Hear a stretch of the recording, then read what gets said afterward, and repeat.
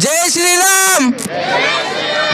हनुमंताच्या कृपेने मला जे यश मिळालेलं आहे त्याच्यासाठी मी खूप त्याचा आभारी आहे हनुमानजीचे.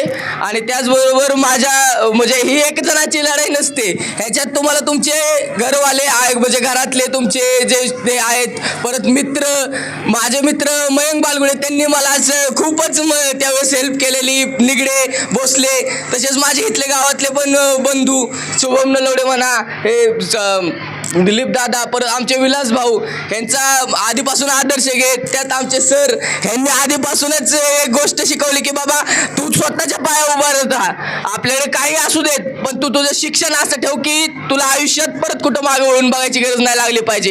एकही चुकीची गोष्ट न करता त्यांनी म्हणजे बाहेर कुणीही काही सांगू द्या, त्यांनी प्रत्येक वेळेस आमच्यावरती प्रत्येक वेळेस विश्वास ठेवून आम्हाला बाहेर पाठवलं. अक्षरशः आत्यानी माझ्या मला 3-3 वाजता रात्रीच्या येऊन जेवायला घातले, का तर की मी अभ्यास करत विसरून जायचो ना जेवण करायचं वगैरे. बरंच माझ्या नातेवाईकांनी, माझ्या दिदीनी मला एवढं म्हणजे माझे पेड कोर्स किती पण पैशाचे असू देत, किती मला एका गोष्टीसाठी आमच्या दिदीनी म्हणजे मी एवढंच सांगतोय की नातेवाईक चांगले भेटावे ते सुद्धा तुमच्या आयुष्यात यशात असतात.